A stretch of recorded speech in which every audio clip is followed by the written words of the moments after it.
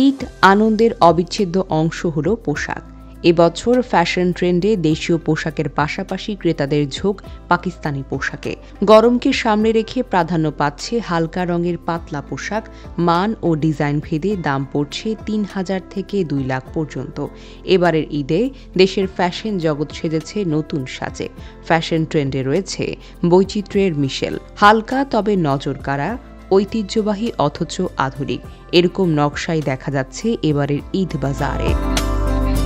গরমের কথা মাথায় রেখে হালকা রং, ঢিলেঢালা নান্দনিক সব ডিজাইনের পোশাকের পসরা নিয়ে বসেছে ফ্যাশন হাউসগুলো। স্থানীয় ও বিদেশি মোটিফকে প্রাধান্য দিয়ে শাড়ি, সালোয়ার কামিজ, পাঞ্জাবি ও কাফতান সহ প্রায় সব পোশাকে তুলে ধরা হয়েছে শৈল্পিক নান্দনিকতা ও ঐতিহ্যের মিশেল। উৎসবের আবহে নারী ক্রেতাদের মূল আকর্ষণ হয়ে উঠল জমকালো সিল্ক ও শিফনের ওপর জারদৌসি, সিকুইন কিংবা মিররের সূক্ষ্ম কাজের শাড়ি, অর্গানজা ওড়না, আরামদায়ক আনারকলি, স্ট্রাকচার্ড কাফতান, নানান ডিজাইনের কামিজ।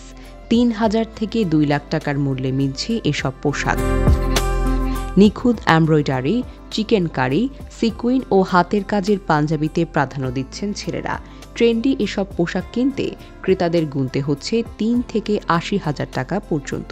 এদিকে পোশাকের সঙ্গে মিল রেখে ছেলেরা বেছে নিচ্ছেন লোফার ও নাগরা, আর মেয়েদের আগ্রহে নানা কারুকার্যের হাই হিলস। নানা বৈচিত্র্যের ঈদ কালেকশন পেয়ে এরই মধ্যে জমজমাট হয়ে উঠেছে ফ্যাশন হাউসগুলোর বেচাকেনা।